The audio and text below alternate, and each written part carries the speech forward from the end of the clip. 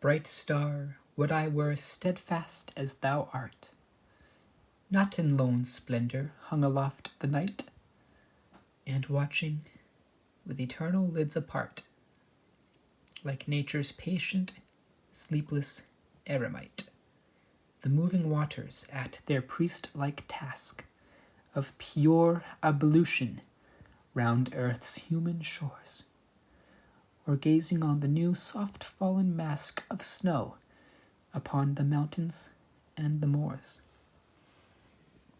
No, yet still steadfast, still unchangeable, pillowed upon my fair love's ripening breast, to feel forever its soft fall and swell, awake forever in a sweet unrest. Still, still to hear her tender taken breath, and so live ever, or else swoon to death. John Keats. Scene 1. The air frothed with passion. Maybe it was the jet lag. Maybe it was the heat. Maybe it was the break from the stress of the week. It could have been the stars, it could have been the earth. It was within all life, and it was powerful. Through this passion, energy surged. Energy in art, energy in laughter, energy in nature, energy in love. And when this passion and energy came together, born from it all was the magic of sex. Sensual, mystical, this chemical reaction pulsated in thrusts through the dark air, lit only by the light of stars and the moon, unreachable voyeurs of the firmament. And so those cosmic creeps watched drooling as a car stopped in the woods, somewhere in the western hills of vacation land. A couple stepped out into the dark. Later 20s, you can picture them as you wish. Fit, but not unfair. Bubbling with romantic passion, branching out from every inch of their being. They came here for one reason, and one reason only. It was quiet and peaceful, but not for much longer. Thankfully secluded, the symphony of heat filled the air in no time. Sweat glistened in the starlight as the lovers wove themselves together on the cool grass. Baby-making masters, because that man didn't pull out, and the woman wanted kids. This was planned. Matter had been aligned across the grid of space-time. New life was in the industrial machinations of heat, and it was happening now. This was true more than the pair knew, more than they would ever know. Unseen and unheard, something rustled in the shrubbery. As moans echoed through the air, a cloaked figure stood in watch behind the trees. A hand reached out from gray garb, gloved in grease color that gnawed at the starlight and refused to spit it out. The hand contorted, twisting and stuttering in reach towards the hot fuckery. Held in longing, the other hand had no choice but to restrain with a tight domination, pulling the offender to face the heavens above as the fingers were stripped nude. A silver dagger silently slipped from concealment, pressing its tenacity into the pale flesh tight as a funeral drum. Blood swelled and swirled, falling like a foss during the Ragnarok onto a patchwork of scripts and sigils scrawled onto the soil.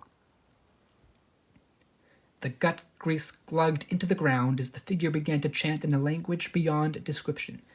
It swished and cut through the air in swaths like lightning, and upon an abrupt stop, that plasma threshed its fury against the soil. The blood, burnt black, bubbled and blipped upwards into the hot air, swirling into an oscillating orb of unseeable void that hissed outward and crashed into itself. Left in wake was a blazing burst, so bright the priest had to turn away. It begged within his mind its destination, and a man's bleeding hand pointed towards Lovers as his arm was painted red. As Lovers rose into a climactic finale of lovemaking, which knotted towards eruption, passion burned bright, and as the pair within and within held themselves together, they realized it wasn't passion alone. Wafting in the air came the cozy smell of a Yuletide chimney as Loverman did so, and as they slipped off from each other's gaze, moaning shifted crosswards into a banshee screech. Trees on all sides had burst aflame. Grass was beginning to singe the same as the glowing grew closer to their car. But the heat and light of the blaze was meager compared to the bright, tight lines which were neater at the shimmering vortex of its source. Spherical in shape, gently warping in and out of jaggedness and fluidity, it hovered above the passionate pair. It blubbered its way down to faces which stretched in horror. As it grew closer, light split into two forms and softened its spectral glare. One of the shapes resembled a pentacle, the other a rhombus, a star, and a diamond. These descriptions were far from perfect, and each possessed flourishes different from the other. They appeared to be of molten metal, larger than the couple's SUV. Looked rather like coils of an old cabin stove, scaled absurdly to the utmost upwards.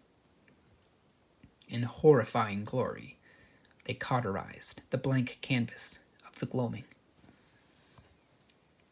Like sculpting wire, each was a single piece wound into form. Diamond was wound in such a way it appeared to have an eye at its center, an apparatus which looked like a scrotum and a penis. Star had a shape on its crest, where it curved downward around itself, which could be said to resemble a vagina, if you didn't take it too seriously. As the ethereal craftsmanship grew closer to the humans below, they began to unwind into long, straight poles. As they sank close enough to touch, pieces grew silver and cool, while retaining their hydraulic swagger. Lovers watched with mouths agape, but this was a mistake, as the pair unknowingly sealed their fate. Taken advantage of in this sorry state, they could do nothing but watch in cosmic terror as figure that had been a star penetrated the mouth of the man, and Rhombus the woman. The rods coiled around the helpless homos as they pushed themselves through throats and inwards. Tears gushed from lovers' eyes and were sizzled into mist instantaneously as metal figures were seen no more. They were gone, out of sight, hiding within the duo. As moments passed and adrenal shock wore out, both apes collapsed, squelching in sweat and vomit of themselves. Flames accosted their innards, but somehow both remained alive and well. Still crying, still vomiting, lovers ran to their car and sped away through the trees, scarcely fast enough to evade the fire that engulfed the clearing in seconds flat. Scene 2. The morning fog was careening gently into the pale sky as dawn erupted across the pines. Amidst the main mist, small flames were stamped out by passing neighbors, the final remnants of a beast of a wildfire that had raged hours into the night. The sleepy firefighters crept out at last from the charred matchstick crowd, each embarking on a mad dash for 40 winks. Front and center before a camera, frazzled, cold, the frisky couple gasped their recollections to the masses. Well, we were out here all looking for owls. Stargazing too, it's great out here, better than the city. Yeah, we're up here for a bit for our wedding, and we figured we'd check out the land, and it's really nice, you know? Yeah, so anyway, we're out here by the car, staring up at the sky, and all of a sudden we get this smell coming in, like a fire smell. And we look around and we see these trees starting to burn over on the side. No idea how. It's crazy. We didn't hear or see anything at all, not even owls. And yeah, so all of a sudden there's this big wildfire making its way over to our truck. And so we jump in there and haul ass out of there. And I mean, I'll tell you, I've never been more scared in my life, you know? You can't even imagine it. We drove out and got off to the side somewhere, and that's when we called the fire department and all. And I mean, just watching it from far away was crazy. Something you think only happens in movies, you know? Yeah, it was something fearsome. Anyway, believe me, getting back to bed after all that's gonna feel wicked good. Oh, yeah, Will. We just got back to grab our car after being in the hospital all night. Said we just had a bit of smoke inhalation is all. A gleaming metal sheen caught the eye of a volunteer fire foe, making her way out of the woods. The background of the newscast footage caught her wandering off towards a nearby grove to investigate. As she stepped up to what tugged her mind lore, she made out a small lump of metal, shining with an opalescent glimmer. She reached down to investigate, and jolted her hand back in curious pain as her finger brushed its smooth curves. The meager item had the peculiar quality of burning like a furnace and freezing like frostbite, simultaneously, as though it had recently been subject to circumstances of extreme cosmic deviation, though certainly impossible. Figuring it was no more than some scrap, and quickly getting used to the temp, she tossed it in her bag and went on her way to seek out a damn fine cup of coffee, and hot. As the car sat ticking with entropy in the hotel parking lot, the pair of star-crossed lovers tumbled into their room at last. They shuffled to the bed, dropped their things, and fell heaped among themselves on the carpet, cascading lachrymally onto the musty floor. Scene 3. The sky was bluer than a robin's shell peeking out from the springtime soil. Not a single moist fluffernutter muffled up the azure air. The only puff of dazzling white was the dress of the bride as the groom and herself stood before each other on the altar at last. The flock of snowbird elders, marble-suited cousins, and rest of the spectator bunch sat in rows before them, teeth straighter than coffee dates and class rings. The priest proudly displayed the rites, and vows were exchanged, and at last, like the ringing of a bell, "You may kiss the bride." Claps scattered out as the spouses brought their lips together, but the jubilee faded into jabbered confusion as the family and friends turned round, careening their heads towards the sky behind them, as a flash brighter than a phone at night shone upon the passionate duo.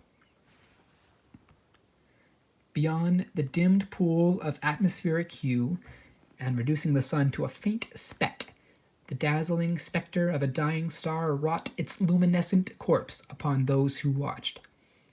The holy tide pod swirls of the supernova imprinted into the minds of watchers worldwide and beyond. As an armada of extraterrestrial craft passed through a solar system, carrying upon its ships the last populations of life from a planet racked by war, the star exploded into that which the humans watched so far away, incinerating the alien occupants in one fell puff before a single neuron flickered. The weds pulled apart their embrace, staring momentarily into each other's eyes. This vision was hijacked with flashing sights blazed into their minds by an unknown projector. They saw themselves in the clearing those few nights ago, springing back and forth in carnal motion, down below from an angled vantage. Then, the image changed in fast cut. They saw now those two hallucinations that had abused their minds in apparent slumber. Surely it had been just a dream. Why were they seeing them now? The figures floated non-moving against the void of the cosmos. The humans saw themselves again. The penis thrust in, then out. Space. Emptiness. The wire figures start to shift in form, ever so gently. Loosening the coils, the rhombus brought itself above the star. It took down the straight end of its loop, which rested at its heel. Through two hoops formed at the crown of the star, the wire was thread.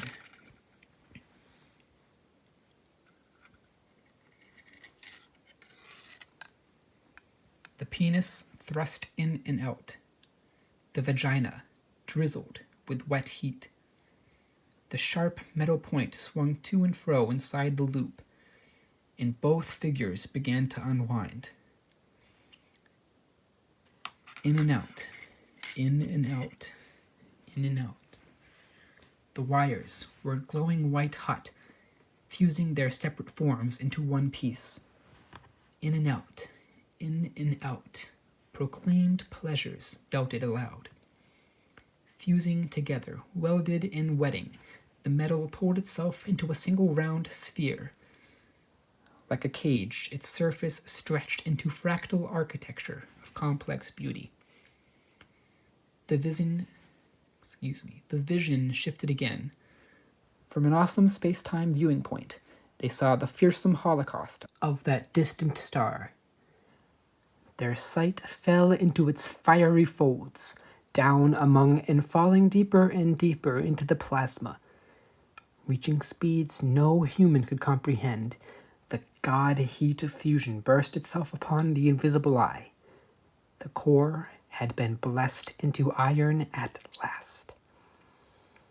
The star, that great egg in the sky, was hatching, incubated by the heat of its parents, in the cells of two strange beasts. Returning to their human perception, the wedding party turned round once more as the spouses began to scream. They watched in terror and horror unconquerable as the pair's flesh began to bubble and fester, steaming from pores as blood began to outwards. Hair was singed away, nails melted like wax, eyes oozed into gas, and bones cracked into fine dust as the lovers were liquefied into organica sauce, spilling onto the stairs beneath, as echoes of wretched gurgles and squawks cascaded outward across the fields. Where the duo had stood only seconds prior, enveloped in joy and love, there now floated the two alien figures, coiled in shape as they had been before. Audience watched in silent repression as metal beings melted into white heat, spaghettiing into an orb of void that expanded behind them and shrank into nothing as they slurped out of view. Those few dozen people stood in statued silence for hours as light burned in the sky above, and the singing of birds dripped into air again as flies darted across their relative soup.